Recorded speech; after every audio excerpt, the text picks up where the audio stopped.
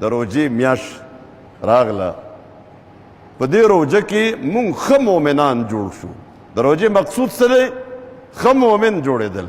نو مونږ په روژه کې ښه مؤمنان جوړ شو، د یو بل سره په ښه تعلق کې تعلقات برابر کو، ورانې ختمې کو، خراب تعلقات برابر کو، رشتې یوځای کو، واپس د ګاونډي حقوق بحال کو، د مور و پلار حقونه، د بچو حقونه، د رشتہ دارانو ټولو حقونه ادا کو، او ټول یو بل خوشحاله کو. ښځه خاوند یو بل نه خوشحاله، مؤمنان ټول نارینه زنانه یو بل نه خوشحاله، او د یو بل سره مینه محبت.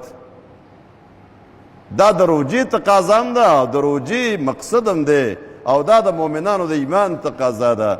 دا چې روژه کې څنګه دا ټول تعلقات بحال کړه، دقه شان دا تعلقات او دا رشتې د روژې نه پس هم بحال کړي. دا ستاسو د ایمان تقاضا ده، او دا د روژې تقاضا ده، او ستاسو رب ستاسو نه په دې خوشحالیږي. تاسو تعلقات بحال کړئ، ستاسو رب خوشحاله دی.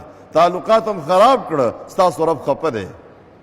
تاسو خپل منځ کې خپل معاملات ټیک کړئ، تقوا اختیار کړئ، او معاملات برابر کړئ، تعلقات درست کړئ، همدردی پیدا کړئ. د مؤمنانو مثال د یو جسم په شان دی، نو د یو جسم په شان جوړ شئ. الله به هم تاسو نه خوشحاله، تاسو به هم خوشحاله. چې ستاسو نه الله خوشحاله شو، نو تاسو به خپله خوشحاله. الله به تاسو خوشحاله کړي بیا، او په آخرت کې به هم د جنت په نعمتونو باندې خوشحاله کړي.